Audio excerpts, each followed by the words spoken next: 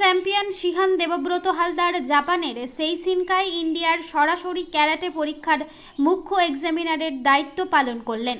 Debabrata karate একাডেমির পরিচালনায় Shitoryu karate do Seishinkai India association black belt dan grade সহ colour বেল্টের পরীক্ষা সম্পূর্ণ হল দক্ষিণ বারাসত ইলেকট্রিক অফিসের DKSAK ইন্ডিয়ার হেডকোয়ার্টার শ্রীনাথ অ্যাপার্টমেন্টে। ভারতের মধ্যে থেকে সরাসরি জাপান ক্যারাটে পরীক্ষায় বসার সুযোগ এই সংস্থার থেকে সাফল্যের সাথে উত্তীর্ণ হয়েছে।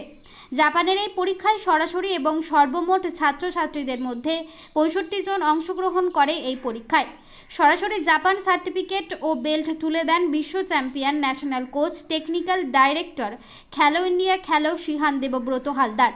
সংস্থার কর্ণধার দেবব্রত হালদার বলেন, এই বিশেষ সুযোগ সরাসরি জাপান পরীক্ষায় বসার জন্য কিউ বেল্ট বা কালার বেল্টে পরীক্ষায় সেরাদের মধ্যে অন্যতম নৌসিন মোল্লা, আরশিয়া গাজী, তামান্না রায়চৌধুরী, তমগ্ন সাহা, শাকিল সর্দার, প্রত্যাশা দাস, অনুরাগ সাহা, শান্ত নস্কর, বিতান ঘোষাল, অভ্রদীপ্তা প্রামাণিক, ভূমি সাহা, রাজবীর কর্মকার, ঈশানী ঘোষ, ঋদ্ধিমা দাস, রোশনি মণ্ডল। অতিথি হিসেবে উপস্থিত ছিলেন ডিজিটাল মিডিয়া চ্যানেলের অন্যতম সাংবাদিক জয়ন্ত ঘরামি, SS বাংলা নিউজ।